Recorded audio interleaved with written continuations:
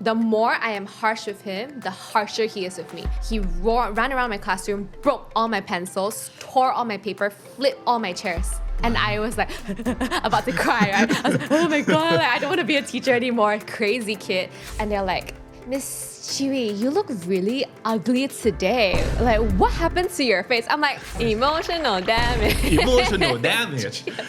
A lot of people are parents for the first time. Sometimes I feel teachers and parents work against each other, not together to help the kids grow. And one thing that you teach is mental health. In school, we learn a lot of knowledge and academic stuff. When you grow out in society, you realize that, oh, when I get hurt, what do I do? Or having this subject in school would be really helpful to really prep kids to go out into society, how to survive. I realize kids are just like tiny humans and kids want to be heard also. They share more. So it's very easy to find out what's going on if you ask them.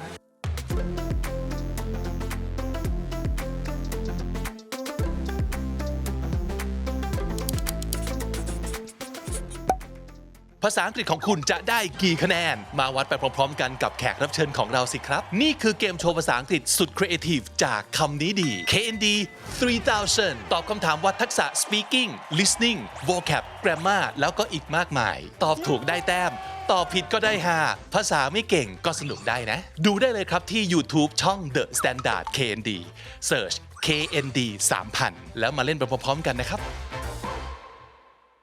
Miss Qiwiie. Hello. Hi.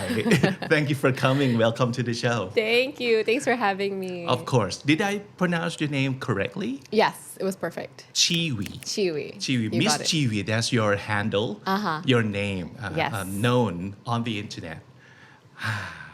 Yes. I'm so glad that you can come because this is your business trip to Bangkok. Yeah. And you can spare us some time to come and have a chat with me. Yeah, because so nice of you. Yeah, no, you guys reached out a while ago, and I was so sad I couldn't make it last time. So I told myself I really have to come and make time to come on your show. So thank you for inviting me. Of course. First of all, let's talk about how you get your perfect English. You went to study in the U.S., right? Yes. In Oklahoma? Yes, in Oklahoma. Okay, so what did you do there? I studied elementary education. So I was there for 4 years and then I worked for 1 year. But I grew up speaking a lot of English and my parents spoke to me in English at home. Oh, okay. More than Chinese. So my first language is English and then Chinese and then Malay, even though I'm Malaysian. Is your first language? Yes. Okay. Yeah. But you're not half, right? No. Both of your parents are Chinese. Oh, full Chinese. Full Chinese. Yes. Okay. So my dad, I think he thought learning English is so important, and my mom is Singaporean, so she spoke a lot of English also because in Singapore they speak a lot of English. So just naturally we spoke English. I went to English speaking schools. So yeah, English was my first language. I see. Okay. Yeah. So your English was pretty fluent before you went to the United States already. Yes. Okay.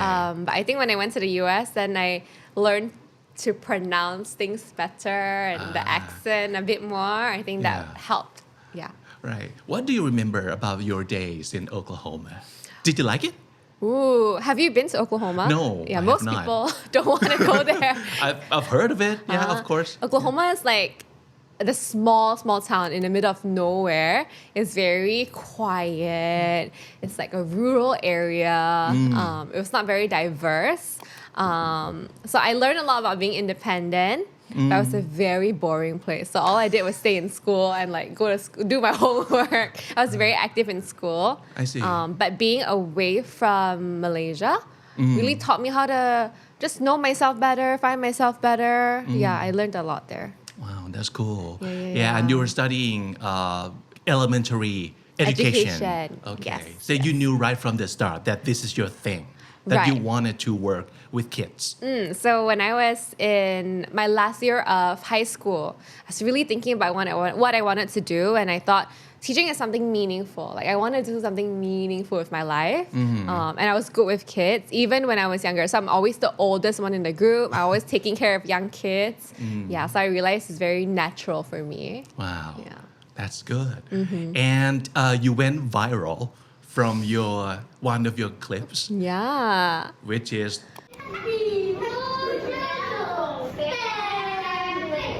emotional. I can't do the accent. We try. Help me out. Help me out. Emotional damage. Emotional damage. Emotional damage. Yeah. Okay. Did it take you a long time to nail the accent? Because I bet a lot of people would come to you and ask you to please say the word for us. I know, and I always say, well, actually, I'm not the one who said it in the video that went Yeah. viral. My student says Right. it, and it's actually like I didn't even know this word was viral.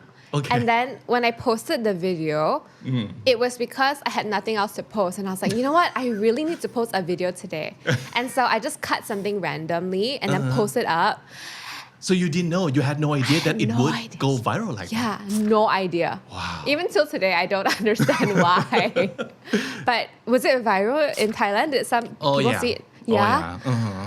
Crazy. Yeah. That's how we know you. From that one video. From that oh one my video, gosh. and then we just go and let's check out this girl's like more videos. Yeah. Uh-huh. Yeah. So Right. crazy video. Yeah. Okay, so let's start with something light, fun, and random. Okay. Starting with this very word.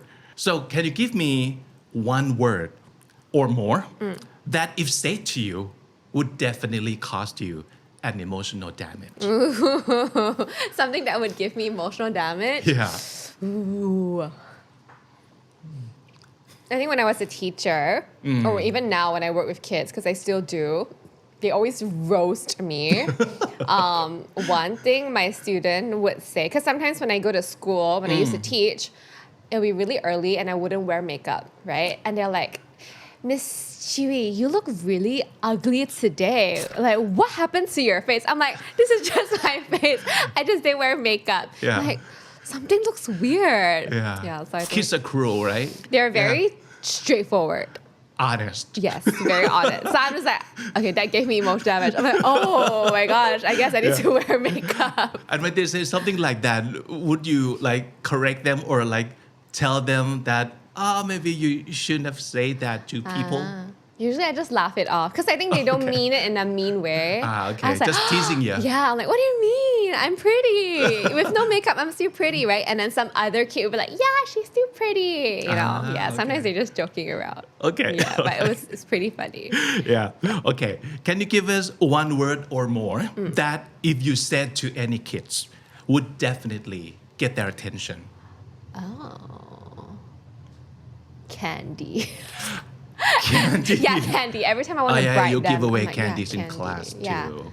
So I'm like, if you're quiet, I will give you some candy. And everyone's like, Is Or that like- a legit approved technique, acceptable technique? it's a bit like a bribe, I think. Yeah. But I think parents use little it too. gray. A little gray, yeah. But I think kids love to be rewarded or incentivized. So sometimes I'm like, if you are super quiet, then I'll give you guys free time later. 5 minutes of free time. And they're like, oh, it's like super quiet. Because they really want that 5 minutes of free time. Yeah. Carrots and sticks. Yes, correct, like that.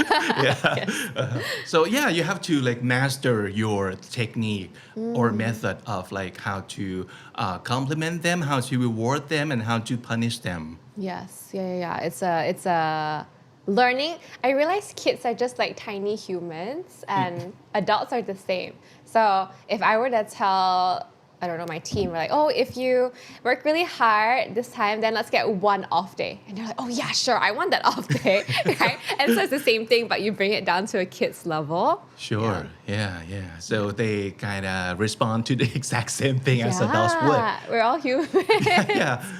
I like it how you say they're practically like tiny humans, like tiny adults. Yeah. Can you give us one word that is best associated with Thailand or Thai people from your experience? Ooh, fun. Fun, really? Yes. Yeah. I think We're fun people. Yeah. I think fun and friendly. So like people are always smiling and very friendly and very helpful. But I think Thailand as a whole is a very fun country. Like so many things to do. Everything is like everyone's like very happy. I think everyone's very happy when I come to Thailand. That's how I feel. That's great to hear. Yeah, I love Thailand. Okay. For real. Like I come here all the time. I tell all my friends like you have to come to Bangkok. Like the food is great. Like the people are great. Shopping is great. Wow.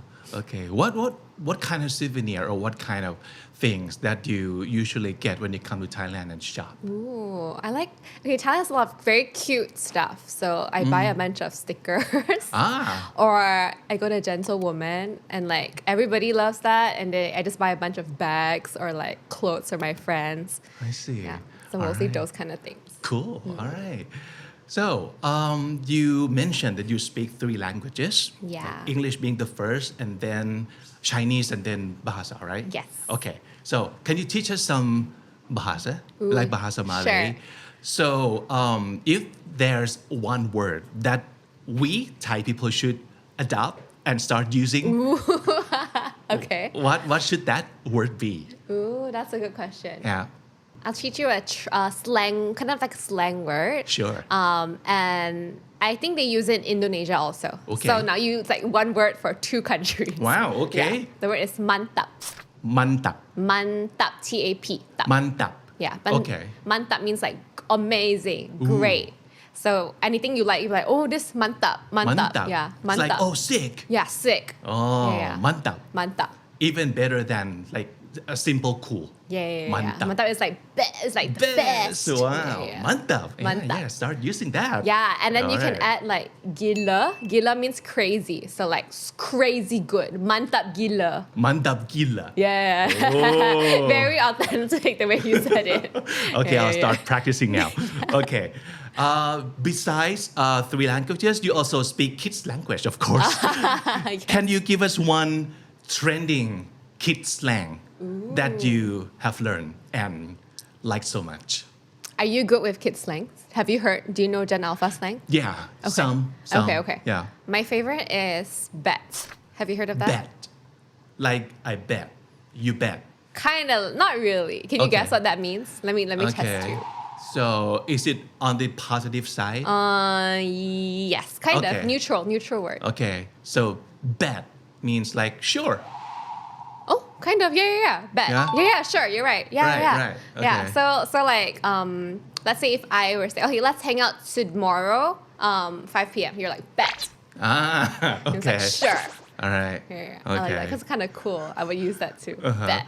I noticed that a lot of slangs these days are like very short, or it's a shortened form of a longer expression that we already say. Yes. Yeah. Like Riz. Do you know Riz? Yeah, charisma, right? Correct. Ah, Yeah. A lot Riz. of random. Now recently, this brain rot. Have you Brain heard of rot, yeah. cappuccino ballerina? No, I don't know that one. Yeah, that's like a new crazy thing that kids are saying. Okay. What does it mean? I have no idea. They just say all these weird things. Okay, can you use it in a sentence, like so we get the concept Ooh. of what it might mean? I don't even know what it means. I just don't know even the know. word cappuccino ballerina or like tung tung tung sahur. Have you heard of that? No. Yeah. So it's if you search it, it's super viral. It's everywhere. People just say it randomly. It means nothing. Yeah. Well, okay. Like confusing, right? Like what? Yeah, we have to keep educating ourselves more and more about this gen, right? Yes. Yeah, because new things popping up every day. Yes. And social media is such a big part of their lives. So they Yeah. just learn things and things get viral so fast now. Okay, let's come back to this very word that gets you super viral, emotional damage. Yes. So we're gonna rate the words, like Okay. give scores Okay. to the word that is associated to you, obviously. So emotional damage. These words get you very viral. Yeah. Yeah, and it kind of changed everything, right? You Yeah. mentioned that you didn't even know that it would be this big. Yeah. So you woke up super surprised, I guess. Yes. The next day. I woke up and then my fellow teacher was like, oh my gosh, Uncle Roger like reacted to your video. I'm like, what? And so I looked, I was like, oh my gosh, I had no idea. I would rate this word I don't really like this word, but because it helped me so much, I'll Yeah. give it an 8 out of 10. An 8 out of 10. Yes. Okay. Life-changing word. Life changing. Yeah. So you used to be a school teacher and then now you switch over to social media full time. Yeah. Okay. How has it been for you? It's been very different. Being a teacher, like it's a standard, like not 9 to 5, 7 to 3, 4 p.m. job. And I really like the consistency. I miss my students a lot. Now that I'm on my own, it's a different, like I travel a lot more. I do a lot of different things. And so I Yeah. definitely miss teaching, but I enjoy what I do now. Things have changed a lot, but I still work with kids. And I think that is what I Right. appreciate a lot. And one thing that you teach is mental health. Yes. Yeah. So it's like EQ stuff or mental stuff Yeah. that you think kids should be equipped with before they go out and face like the tougher and tougher world. Yeah, because I think in school we learn a lot of like knowledge and academic stuff. And like when you grow out in society, you realize that, oh, I don't know how to control my anger, or like when I get hurt, what do I do? Or when something makes me like really stressed out, how do I control my stress or manage it? Nobody taught me that, and nobody, where do I learn this? Yeah. And so I thought having this subject in school would be really helpful to really prep kids to go out into society, how to survive. So that is one subject that I thought was very important and what I used to teach. Yeah. So what is the most important like aspect that you think we should teach kid about mental health thing? Emotional regulation, I think, or understanding why you feel a certain way and then learning how to manage it. Yeah. So sometimes we're angry and like I cannot really I don't really know why I'm angry. Actually, anger is not the first emotion. Usually anger is something to hide something deeper. So when you're angry, usually maybe you're offended or hurt or sad or disrespected. Then it comes as anger. So there must be something deeper that they should Yes. identify. Right. And then how do you address that? And why do you feel that way?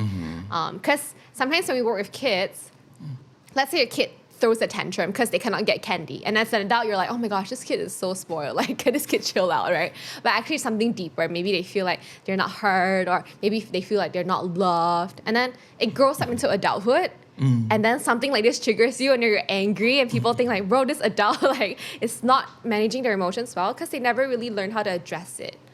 So if you don't fix it or learn how to deal with it in adulthood, then in childhood, then you have to do it in adulthood. So I think it's a lifelong skill. Yeah, this kind of thing is not easy. Even I can't do it sometimes. Yeah. Most of the time, even. Right. Yeah. Yeah. Do you think it's better and it's easier for kids to learn compared to learning when they're already a grown up? I think so. Because then it becomes a habit, right? Like now, for me, there are some things that trigger me now as an adult. And I have to remember, okay, like it was this happened to me in childhood. But if I were able to address it when I was younger, then maybe now I wouldn't have those like reflexes. Yeah, I will learn how to manage it better. Okay. Can you usually tell if a certain kid would need an extra emotional support? Like what are some signs? Honestly, I think family background is very, very important. And so if a kid has a very healthy and safe environment growing up, usually they're a lot better at managing their emotions because they feel safe. They feel loved. But if they don't necessarily have that safe environment growing up, you can tell. So kids like act out in school, usually there's a reason why. I see. So what are some like exercises that you think kids can just do to help them having better mental health? I think talking about it. So they need to talk. So an adult should ask them questions, prompt them to share how they feel, and then kind of walk them through what they should do. So for example, in one of my classes, like, what makes you angry? And then they'll say, oh, when my sister like takes my stuff or blah, blah, right? And then so when you're angry, what should you do? Should you hit them? No, but you have to find a way to release it. You shouldn't have put it inside. So you can punch your pillow if you really want, if you're feeling aggressive, punch your pillow or like write it down. or talk to a friend about it, or exercise. Some people they don't want to use words to express, so they use their body to release that tension. So giving them tools that they can use, which adults, by the way, use the same things. Or teach them how to breathe. So I always teach them how to breathe when they're angry. And I count to 10 before you say anything mean. Yeah, stuff like that. That's nice because as an adult who have like no special knowledge of how to deal with kids, I think I might try to avoid talking about something negative with them because I don't even know how to make them feel like this is okay to talk about. Yeah. So I think the adults, the grown-ups are key too. They have to like engage in the conversation even though it can feel a little uncomfortable to them. Yeah, that's what happened to me most of the time. I can understand. And maybe because like you've never had this conversation when you were a kid and suddenly you have to do it with a kid. It can be really awkward. But I think kids want to be heard also, just like adults, right? So if you give them space to share, they actually, and kids are a lot more vulnerable and they share more. So it's very easy to find out what's going on if you ask them. I learned that by watching your videos. That kids are very like outspoken and they would just say anything and they would just tell you how they feel, what they want if you ask the right questions or if you just like take time to talk to them. Exactly. So just giving them space is important. Right.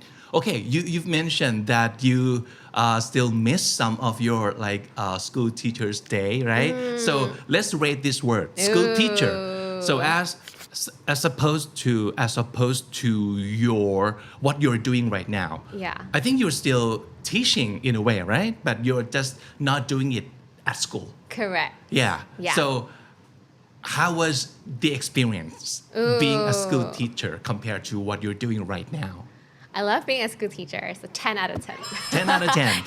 Okay. I think I'm very grateful that it was my first real job and I love my job. Not everybody loves their job, so I'm very privileged to love my job. And I think every day is something new, even though sometimes it's stressful. Kids can be like crazy and have a lot of energy, but it's very meaningful. And I feel like I made an impact in my students' lives, even if it's just making them laugh or making them feel happy. I love that job. So how many years altogether that you worked at school, in school? I think 4 years as a teacher. Wow, okay.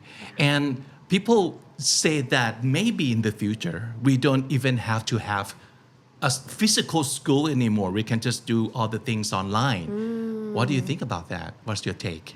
I do think school should change. So now, and I was talking just now to your producer, but school in Thailand, I think similar to Malaysia, very traditional, just like results and like memorizing and exams, stuff like that. I do think school should change. And so AI and stuff like that will help change the school to be more effective in the learning and more personalized. Right now, school is like one teacher. I don't know how many students, in 20, 30. In Malaysia, sometimes schools have 50 students in a class, and you don't know everybody's level. So maybe your English is great, but your math is not so good. And then you go to class and you do well in English class, but you cannot catch up in math class. But with AI, they can personalize your learning, which is great. But I think school is important for the social aspect of like making friends, or like talking and learning how like emotion stuff, like how to present in front of people. Those things is hard to teach with technology. So you think it's still important to have a place that you can get up in the morning and actually go to and like have all these like social interactions with other kids. Because kids are just like obsessed with their iPads. They can stay at home and watch iPad all day. That's terrible. It's not very healthy. So I think a mix of both is realistic and important. And not having school, from what I heard, is not that big of a deal when it comes to like what my kids think. But the one that would be most affected are parents, because they need like to send their kids off some place during the day and have someone else take care of their kids, not like staying home 24 hours. Right? Because that would drive them I'm crazy. sure. Yeah, I'm no matter sure. how much they love their kids. Yes. Everybody needs a break sometimes. So school is a good break for parents too. Right. Okay, so can you recall some of the best and the worst days during those 4 years of being a school teacher? I think one of my worst days was my first job. So my first job was actually in the US, and I was teaching a primary 1 class. And it's my first time being a teacher. I was very scared. Suddenly, like you're thrown into a class with 30 kids. And primary 1, they've never been to school before. It's their first time in school, right? Whoa. So I have one student. Like I would clash with him so much because he won't listen to me. And I am Asian, so I'm like, if you don't listen, I'm gonna punish you, right? It's like hard, right? If you don't listen, don't go to lunch. Like you cannot go to lunch. Everybody go to lunch. You sit here until you like show me that you respect me, right? Because I'm like, that's how I was taught. And so the more I am harsh with him, the harsher he is with me. So he got really angry. He ran around my classroom, broke all my pencils, tore all my paper, flipped all my chairs. And I was like, about to cry, right? I was like, oh my God, like, I don't want to be a teacher anymore. Crazy kid. And then I tried a different approach. I tried to be softer. So I like, whenever he's acting up, I don't scold him. I use another method. So I'm like, oh, I'm looking for a student who is so quiet because I really want them to be in front of the line. So trying to like encourage it. And slowly, like after being with him for a few months, one day after school, he came up and gave me a hug. He's like, Miss Ting, he called me Miss Ting. Miss Ting, I didn't like school because it was so new to me, but now I'm getting used to it and I like it now. Wow. And I was like, oh my God, like that really hit so deep because at first I was like, this is just an annoying kid who won't listen to me. But then I realized like, it was just so new. At home, he doesn't have to sit down. He can run around in his house, it's fine. But in school, it's so different. He can't move. He has to listen all the time. So I think it was a good learning moment for me also. Yeah. Yeah. So they also taught you a lot of stuff. A lot. Right. Yeah. Wow. Very rewarding. Yeah, I think seeing students grow is the best part of the job. Yeah. Okay. We've mentioned parents before. I think for small kids, usually the challenge that teachers face is not only kids but their parents also, right? Oh yeah. So what kind of experience did you have with parents?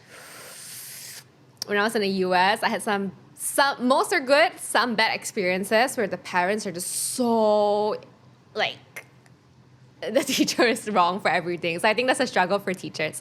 They protect their child, they believe everything their child says, and then they don't try to understand the teacher's point of view. But all my experiences teaching in Malaysia has been good because I do think at least my experience is in Asia, at least I feel like they respect teachers. So I appreciate that. But yeah, it is not easy dealing with parents. It's a different skill set from working with kids. Yeah, so I think most teachers struggle with this. Yeah. So if you can assign a homework to a parent, what would that be? That probably can help you do your work easier. Oh yeah. I think give them. Can I say this? Give them some parenting books. Read this. Yeah, because I work with children all the time, so of course, like I know how to do that. But a lot of people are parents for the first time, and they're busy. They have jobs, and maybe they don't know how to handle their kids. And that's fair, right? Right. It's fair. And so I think giving them this kind of help or homework would be helpful for them also to understand their kids better. Yeah, and then when they do that, then it'll help teachers also. So we can work with them. Sometimes I feel teachers and parents work against each other, not together to help the kids grow. If we can fix that, I think it would be better for everyone, the kids especially. Yeah. Okay. All right. So let's talk about this. Gen Alpha, we've touched on the slang, Yes. the slang part. So what can you tell us about Gen Alpha? Like, help us understand them more. What do they want? And what are they like? And how to deal with them? How to make sure that they will grow up a quality citizen. Yeah. I think Gen Alpha is, I mean, kids are kids, and I think regardless of generation, they're still kids. But because they have access to the internet, they learn a lot of things fast, and sometimes they don't know what is right and wrong because so much information, right? Previously, it's just what your parents say, what your teachers say, and that's it. That's your world. Now your world is like huge. It's your iPad. Yeah. Because they have access to the internet. So good thing is, I feel like they're a lot smarter because if they are interested in something, they can just find all the information and learn everything about it, which is good. On the flip side, they can do that with negative things also. Yeah. So I think Gen Alpha is a smart generation. I think they will really change the world in the way we do things and think. But yeah, gotta restrict their screen time and watch what they're watching. Yeah, for sure. So is what they want in life different from what we wanted in our lives? I do think the younger, so Gen Z and Alpha, I think they care more about happiness and balance in life more than, I think the older generation is more like survival or like making a living and success, money. Yeah, which of course it's still there, but Gen Z is a bit more, Gen Z, Gen Alpha more balance, more like enjoyment. Yeah, different, slightly different, I think. Do you feel the difference? Yeah, a bit. It's like if I'm not happy about that, I'm not doing it. Or if this doesn't have any other meaning than something that can give me money, maybe I have to like think about it. Yeah. Stuff like that. Yeah. Because they were exposed to like a lot of ideas and a lot of content on the social media. So they know there's more than just like, okay, go to work, like make money, and then that's it. You try to get as rich as you can, and then you marry to someone good. Yeah. And then your life's complete. Yeah. It's not only just that anymore. Yes. Right. They're like, they want to find meaning and purpose in life. So it's very different. Yeah. Okay. So about kids' privacy these days, because your content,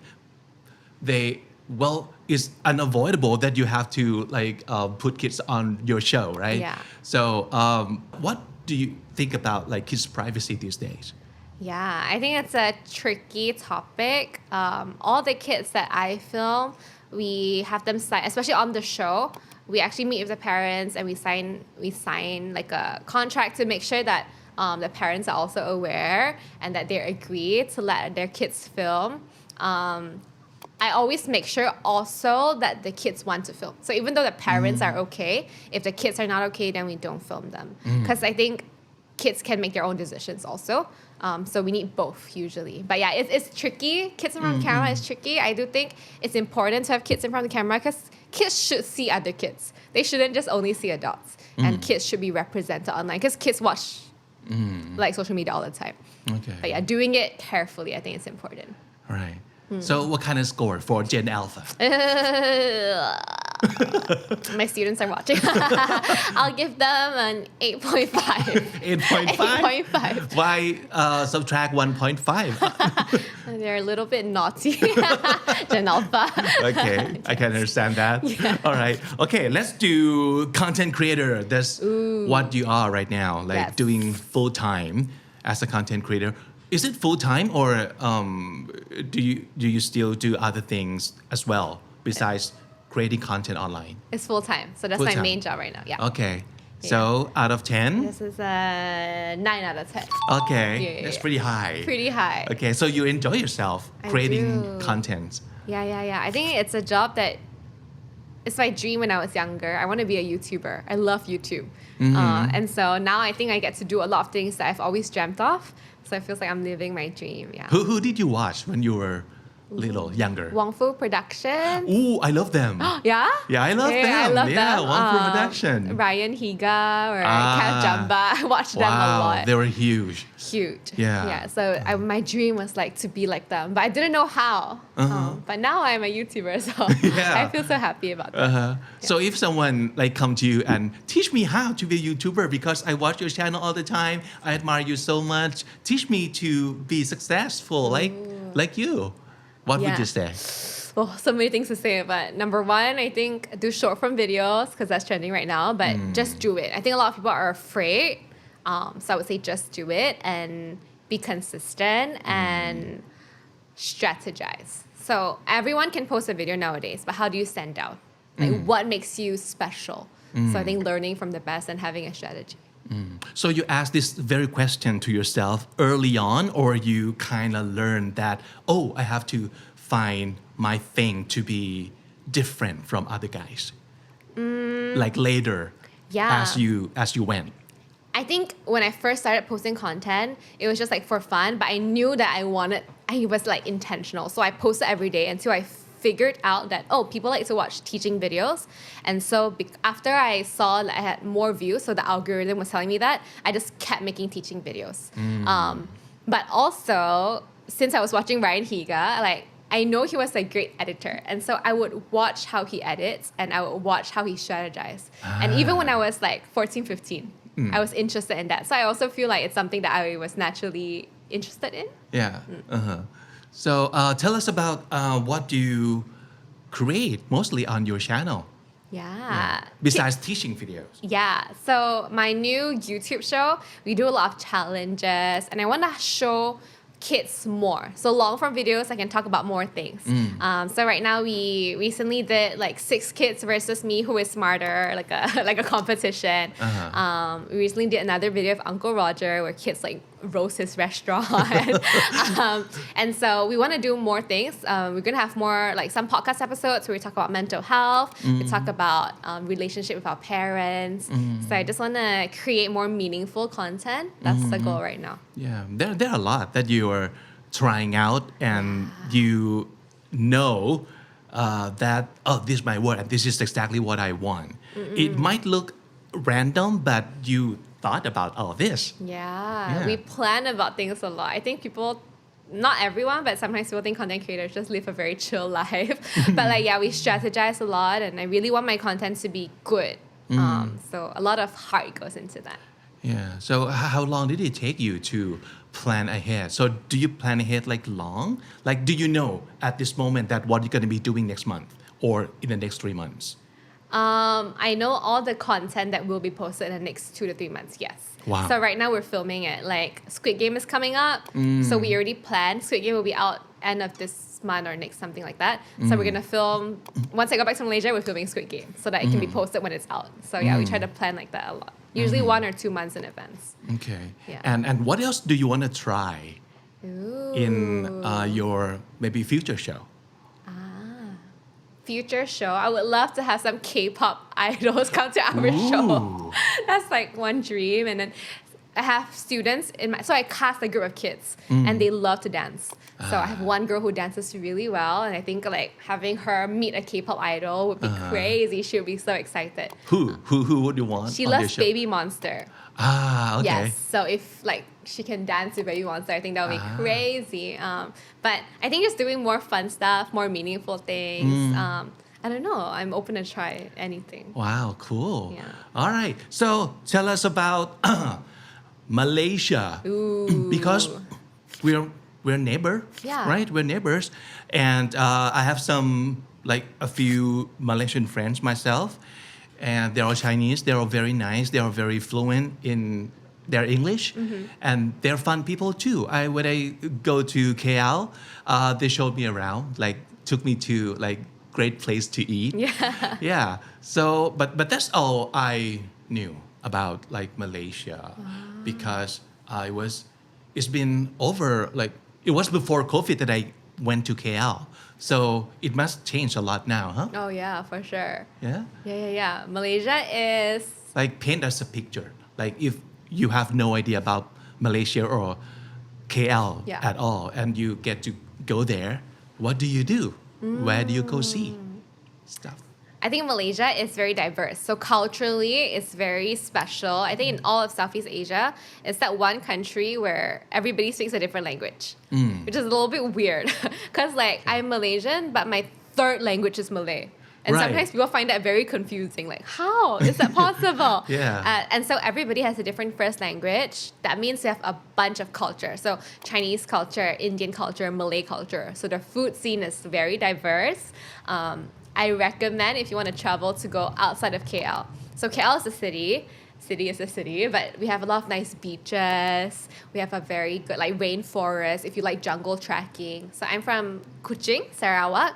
If you love like orangutan, you know orangutan, like the big the ape? big monkey ape. Yeah. Okay. Yeah, or like nature hiking. That's the place to go. When I was younger, for school field trips, we go to waterfalls.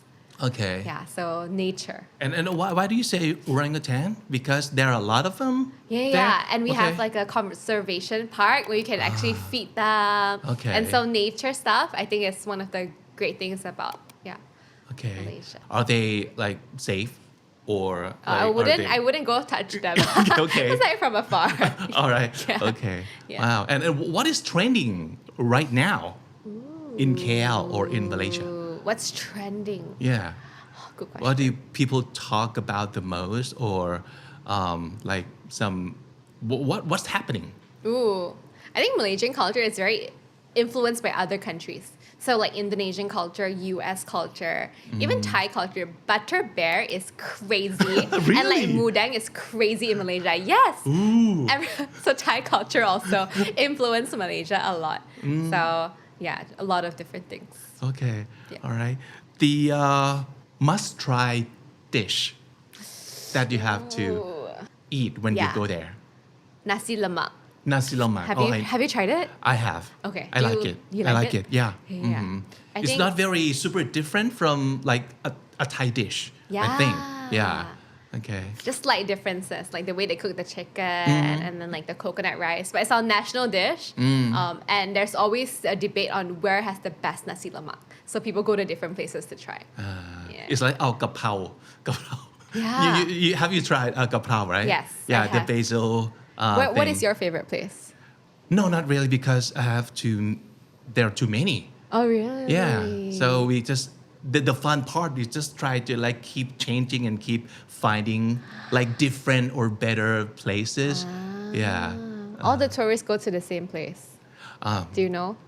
No. They go to Pet Mark. Pet Oh, Mark? Pet Mark. Oh, okay. Every tourist goes there. That's pretty. It's That's good. pretty popular too. Yeah. Pet Mark. I like that. Yeah, you like that? Yeah. So you eat spicy? Oh, How I guess spicy can you go? I just get level 1 and it's so spicy for me. I know Thai spicy is crazy. To the roof, yes. Right. Yeah. So, what else can you tell us about Malay culture or Malaysia? I think Malay culture is very friendly, very warm. And so I think if you come to Malaysia, you realize people are quite friendly and warm, kind of similar to Thailand. And we love to bond over eating. I don't know if it's the same in Thailand. I think so, yeah. Yeah, food is everything. And so when I was a teacher, there's always like Fridays, people bring food and we just eat and share together in the Ooh, office. like potluck. Potluck every Friday. wow. And so we are always eating. It's good and bad at the same time. Yeah. So my teachers will say once they start teaching, they start putting on weight because you're always eating. Yeah. Yeah, I think that's Malaysian culture, food. Yeah, that's good. Yeah, we are not much different at all. Oh, yeah. For sure. Food is a big thing in our life here. Yeah. I can Okay, tell. tell us more about Bahasa. So, is it what character or what personality do you think Bahasa language has? Like, is it a soft language? Is it like sexy and passionate language, or is it like harsh language? Easy language. Easy. Soft. I think Bahasa is soft and very gentle language. Of course, there are like not gentle parts of it, but yeah, overall easy language to pronounce and to learn. So if you want to learn Bahasa, easy. Yeah, Yeah. I think Thai is hard. Thai language. like hard to learn. Hard to learn. Yeah, I think so too. Yeah. I still mess up from time to time. Yeah, very often actually. How would you describe Thai language then? It's also soft. Yeah, very soft, very not not harsh. Yeah, so very soft. I Very think. polite, I think. Very Thai polite, language. and since we are tonal language. Yeah. So it kind of it could sound like melodic too. Oh, like a song. Yeah. I like that. Yeah. Okay. All right. So well, it's great to talk to you today, and I bet you're gonna have fun in Thailand this time. And please come back. For sure. Yeah, as many times as you want. Yes. Yeah. I even considered moving to Bangkok. I'm like, I love Bangkok so much. I would love to live here. Yeah. Some of my friends moved here too. Yeah, from KL. Yeah. Good choice. Right. Yes. Thank you so much for having me. Thank you so much. And before we say goodbye, of course, we have to ask you about your favorite word because our show is called คำนี้ดี So in Thai, it means that's a good word, right? So we're big on words here. I want to know if you have your favorite words in all the languages that you speak, like in English, in Bahasa, and in Chinese. One word each, or One just... word each. Ooh, Please. Okay. I'll start with Malay. My favorite Malay word is sayang. Sayang. Yeah. So sayang means you can use it to call someone that you love. It can be a boyfriend or girlfriend or your kids. So sayang means like sweetheart or my love. Baby. Yeah, baby. But in a very enduring way. More like sweetheart or honey. Yeah. Or you can also say like this like it's an action also. It's like oh sayang, like hug me, like love me, sayang me. Okay. Sayang. Sayang. That's my a nice favorite word. Malay word. Yes. Okay. Anything in Chinese for us? Okay, very important Chinese word, reflective of Chinese culture. 快点. 快点. Yeah, which means hurry up. Like be faster. 快点. Okay. So hurry. Yeah, hurry. Chinese culture is very like fast, So 快点. 快点. Yeah. 快点. Okay. Important Chinese word. Okay. Hurry up. Yeah, hurry up. Okay. English word. Yeah. I like bestie. Bestie. I think it's like kind of trending Gen Alpha word, but it's like a very sweet word. Like it's nice to call someone your bestie. So, yeah, best friend. Yeah, good best friend. Bestie. Yeah, bestie. I like that too. Yeah. Okay. So thank you so much for coming. Thank you. Yeah. Thank you for having me. Of course. Yeah.